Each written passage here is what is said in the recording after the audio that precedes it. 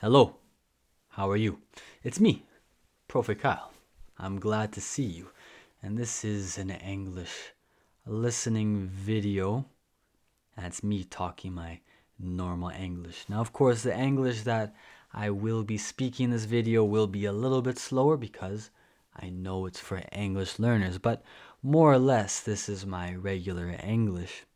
And in today's video, I will be talking about my first time in Colombia. And I'm not going to be editing this video that much because, again, this is an English listening practice video. If I edited it to try to make it perfect, to try to get rid of all the hms and haws and pauses, well, you wouldn't be getting the real English speech that we actually speak here. So if you're going to complain about that, then it's obvious you have no idea how to learn a language, and you should probably leave at this moment. All right, now for everybody else, why am I talking about Colombia today?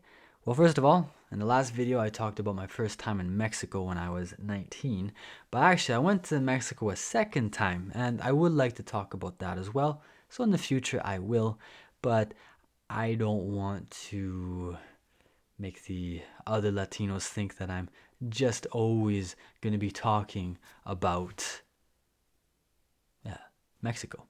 And out of all the Latin American countries that I've spent time in, I spent the most time in Colombia. I have a special relationship with Colombia, I would say. So that's why I'm talking about Colombia. Where was I? Yeah, see, I lost my train of thought. I was thinking about something else. I lost my train of thought. So talking about Colombia. So my first time in Colombia was in 2015. So in January 2015, I went to Mexico.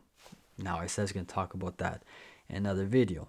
But just a quick review of the sequence of events. I went to Mexico January 2015, and then I left Mexico in May 2015, and I slowly made my way to Colombia.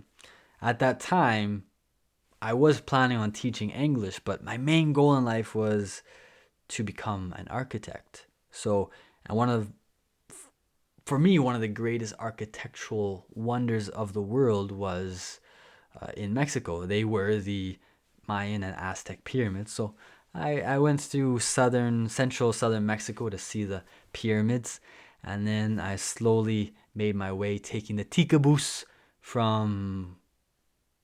taking the bus all the way from Mexico City pretty much all the way to Panama City. But through Central America, I was taking the famous Tica bus. So I took that bus all the way to Panama. And I spent, I think, a few days in Panama. I can't remember what I did in Panama, so I probably won't make a video about what I did in Panama or the few days I spent in Central America, because I really don't remember what I did that much, and I didn't spend that much time there. But I spent a few days there, and when I got there, I didn't really have a plan. I knew I wanted to get to Colombia, but I didn't know how I was going to get to Colombia. I can't remember exactly at the time, but I thought that somehow I could get through the Darien Gap, that jungle between Panama and Colombia, by bus or something. I knew there weren't any roads or anything, but I thought there must be like some way to get through the Darien Gap. So my few days in Panama, I think it was in Casco Viejo. Is that what it's called? Panamanians? Casco Viejo? I was just looking for ways to get to Cartagena, and I wanted to get to Cartagena. That was my end goal. But the only ways to get to Cartagena from Panama, at least at that time, if I remember correctly, were these kind of expensive catamaran cruises that were about 2 days long, I think. So you went from Panama City, you took a catamaran, you stopped in an island. I can't remember if the island was Panamanian or Colombian. I think it was Panamanian. Spent the night there, drank some pina coladas or something like that, and then you went to Cartagena. But at that time, I wasn't that rich. I think I could have afforded it, but I didn't really want to waste that much money at that time because I didn't know when I was going to be working again and making money. So after a few days, I just decided to buy a plane ticket to Cartagena, but there wasn't any direct flights to Cartagena, so I decided I was going to take flight to Bogotá and then a flight to Cartagena. And normally when you're looking for the cheapest flights, the cheapest tickets are usually layovers. So the cheapest ticket I could find, I had to stay like a night in Bogotá. So I bought the ticket. I don't know how much it was, but it wasn't that expensive. Kind of a pain in the butt, but yeah. Now, you might be asking, why was I going to Cartagena? Well, I was learning Spanish at the time, and my Spanish was getting really close to fluency. Like, if you talked slow to me, I could understand everything, and I could have basic conversations about many topics. So I was beginning the intermediate stage of Spanish. And when I was in Canada, starting to speak Spanish with language exchanges online, at first I was just wanting to talk to anybody, but at first I really wanted to talk to Mexicans. The only problem was I found that the Mexicans on the language exchanges were... I love Mexicans, so if there's a Mexican watching this, I'm not trying to be offensive, and I'm a gringo, so I'm not very good at expressing myself in a Latino way that doesn't offend. But I just found that the Mexicans on the language exchanges were just conservative, I guess you would say, kind of. We didn't really match up very well. And I also talked to some Argentinians. And I found with the Argentinians, I tried to talk to them, but they were kind of, at least the ones I met, again, I like the Argentinians, but just my general impression of the Argentinians on the language exchanges was that they were kind of, what do you say, flaky? Maybe flaky. There's a word for this. Caprichoso in Spanish. What do we say? I can't remember what that word is in Spanish. There's one day you talk to them and then it'd be they kind of just forgot about you. Just I talked to a Yankee yesterday. Cool. And it was really hard to create a personal connection with them. So yeah, I found like the Mexicans were very conservative and it was difficult to make a connection, and I felt like the Argentinians were kind of had this very progressive gringa mentality, and I have a hard time connecting with those types of people too. Obviously not all Argentinians are like that, but I just had really bad luck talking to Argentinians. And the people who I had the best luck with talking to were Venezuelans and Colombians. Obviously, Venezuela is going through very tough times right now, so when I began talking to Venezuelans and Colombians, I couldn't really make plans to go to Venezuela because, well, Venezuelans, you know what's happening in Venezuela right now. So I was learning Spanish by myself, language exchanges for about a year, and I just ended up talking to lots of Venezuelans and lots of Colombians, and they were just, I had amazing connections with them. They were very sweet people, and I'm not going to lie. Most of them were girls. They're just like the sweetest girls, nicest girls, and there was one girl from Cartagena that I really liked and I really wanted to visit, and she was the first Colombian I wanted to visit when I went to Colombia. So that is the reason why I wanted to get to Cartagena. So I don't think I'm going to talk about that in today's video. I'm just going to talk about my first night in Bogotá, because it was pretty interesting for me. So I wasn't planning on meeting anybody in Bogotá. I booked my tickets the day before, 2 days before, to get from Panama to Bogotá. I managed to find an Airbnb by the airport in Bogotá. And yeah, it was very last minute. So I got to Bogotá, and yeah, if you guys want to know the first impression of Bogotá, when I got out of the airplane, when I left the airport, was just, this place feels dangerous. Now it's kind of funny because when I was in Mexico, all the Colombians were like, "You're in Mexico? Oh, that's a dangerous country." But then you would talk to Mexicans, and I would tell the Mexicans, "Yeah, I'm going to Colombia. I'm lived there for a few months. I don't know how long, and they would tell me, "You're going to Colombia? Oh, that place is dangerous." So I had the Colombians telling me that Mexico was dangerous, and I had the Mexicans telling me that Colombia was dangerous. And who wins this battle? I would say I agree more with the Mexicans. So while I do agree that Mexico is extremely violent, until now, most of the conflict, now if somebody wants to disagree with me, they can give me more information. But when I was living in Mexico, I didn't really notice any of the violence. It seemed to be isolated to the warring narco factions. But Colombia just felt like people were staring at you. Like, and obviously not all the Colombians, but it felt like there were bad people watching you, eyeing you up, thinking, can I rob this guy? Can I not rob this guy? And speaking honestly, because maybe a Colombian will tell me, "Oh, you were just reading too many stories about the violence in Colombia." It's like, no, not really. I honestly, at that time, the only thing I knew about Colombia was, well, I talked to the girls, but from my experience, usually Colombians don't like to talk about the violence in their countries. Just my own experience, they kind of like to, like, nah, nah, nah, nah, nah, nah, nah, nah, nah, nah, nah, no, no, no, no, no, no, no. I don't know anything about that. So talking with the girls, they were just sweet girls. We talked about stuff, but we never really talked about the violence in Colombia. And then, so besides my connection with the girls, like the only other thing I knew about Colombia was that Medellin was a very progressive city making strides towards becoming a developed city, and that paisas were really beautiful women. That was really the only thing I knew about Colombia. So there wasn't any preconceived notions of Colombia. This was honestly my fresh perspective of Bogota, and I would say after traveling to other parts of Colombia, of all of Colombia, it was just, I never really felt completely safe. So maybe Colombians do feel safe in the country, but for me, I love Colombia, and I'm definitely going to go there again. I'm going to probably live there again for a few months, for a few years, who knows. But yeah, I've never really felt completely safe in Colombia, being honest. And yeah, that first day in Colombia, it was like 9 p.m. at night when I arrived, getting into the taxi, going to my Airbnb. Yeah, just the city felt dangerous. And just even the houses, like in most houses in Latin America, they have gates and fences and stuff. But Bogota,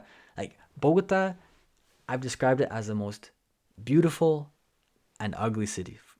So you can take that as a compliment or as an insult. This is my honest impression. Just, it's the most beautiful and ugly city that I've ever visited, because the landscape is incredible. The mountains, the forest on the mountains, the buildings of brick are, for me, they're beautiful. But at the same time, lots of graffiti, and it just felt like everybody was living in a castle. Like everybody was behind these bars, like, oh my god, there's somebody outside. They might rob me. It felt like people were hiding in their own city. Like, I love Bogota. It's one of my favorite cities in the world, but it just always feels like Bogotanos are hiding from their own city. And yeah, Bogota can be a very dangerous place. And yeah, I noticed that my first night in Bogota. So I get to my Airbnb. Other thing I noticed about Bogota was that it was really, really cold. I'm Canadian, but after going from Guadalajara and traveling to Central America, going from like 30 degrees Celsius heat, all of a sudden to Bogota, where at nighttime it's like 10 degrees Celsius, 14 degrees Celsius. And not only that, in Canada we have heaters in the houses. And the heaters, well, they keep us warm. And in Bogota, even though it's warmer than in Canada in general, they don't have any heaters. So when it's 10 degrees Celsius, there's nothing to heat the houses to 23 degrees Celsius to keep everybody warm. So the first thing I noticed when I entered my room was that it was cold. Well, Bogota in general it was really, really cold. And luckily I had a jacket and I was able to stay warm, but it was just like a slap in the face how cold it was in Bogota. And of course, I kind of already experienced this a little bit. Maybe I'll talk about more in another video. But the renters, the landlords in Latin America, they have very strict rules about having visitors and stuff. So the lady at this Airbnb, she was very sweet, but I can't remember. But she just made it very clear that there was no female guests. I was like, oh, all right, whatever. So I go to my room. I'm bored. It's about 9 p.m., so I could just easily sleep. But I was talking to another girl from Colombia. I didn't talk to her that much, but she was from Bogotá. I hadn't talked to her in a few months. So I opened up my computer and I went to Skype and I sent a message thinking, let's see if she'll respond. Probably not. It's 9 p.m. We haven't talked for months. I'm guessing she's not going to respond. But I don't know. Luckily, she responded. She responded to my message. And she said, oh, you're in Bogotá? I was like, yeah. Do you want to do something? I was like, for sure. Let's do something. So she said that she would be coming to my place in, I don't know, like 30 minutes, 40 minutes, something like that. And now, of course, the rules at this Airbnb were that there were no visitors allowed. And, well, I'm not going to lie. This girl, she was a cute Colombian. Yeah, I would have loved for her to enter my place. But the rules were no guests allowed. So she came and she knocked on the door, and the landlady, she was looking at her like, what? I said no female guests. But I just told her, no, don't worry. Like, we're leaving. I'll be back. Don't worry about it. So yeah, we got in the taxi and she took me to Zona T in Bogotá, which is like the nightclub, the fancy nightclub district in Bogotá. And yeah, it was a big culture shock because Latino cultures are very similar in many ways. I would say there's many general aspects which define the Latino culture, but obviously each country, each city in Latin America is a little bit unique. Some of the strangest things I saw in Zona T, like it was a culture shock for me, was one, I don't know what other Latinos like to do this, but Colombians, they like to suck on Halls mints. So in Gringolandia, Halls, we use those in Gringolandia when we're sick. Like we're sick, we'll suck on a Halls to make our throat feel better. But Colombians, they'll suck on those every day just to have something to suck on. So one of the first things she did when we got out of the taxi in Zona T was go up to one of the guys with cigarettes and Halls, and she bought a packet of Halls. And I said, you're buying Halls? Are you sick? He's like, no.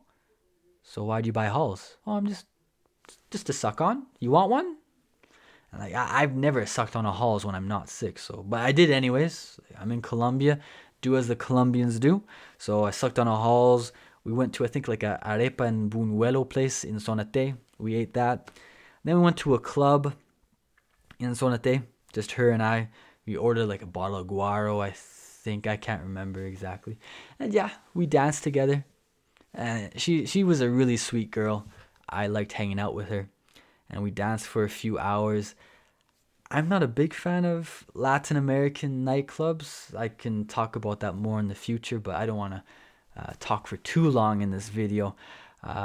So yeah, I wasn't a fan of the nightclub, but of course I was a fan of having this beautiful, pretty Colombian with me. First night in Bogotá, and I was just like, wow, this is first night, beautiful Colombian girl in a beautiful dress. She's smiling. She's happy to be here with me. And then, well, to end the story, because obviously I can't go into details about this, she asked me, hey, do you want to go to a motel? I was like, a motel? What's a motel? Well, and obviously for most Latinos, you know what a motel is, and I can't really go into any more details about that, but I'll say this, that my first night in Bogotá, I spent it in a motel, and Latino motels are definitely another experience altogether. And yeah, that was my first night in Colombia, my first night in Bogotá, and it was a very memorable experience. So hopefully you're able to understand my English, most of it. I forgot to say there were subtitles, so If you're looking for subtitles, they should be, is it right here? I think they're right here. And of course, answer the questions in the comment section if you want to practice a bit of English to see how much you understood. And that's it for now. Thank you for listening. And I'll see you later, my dear student.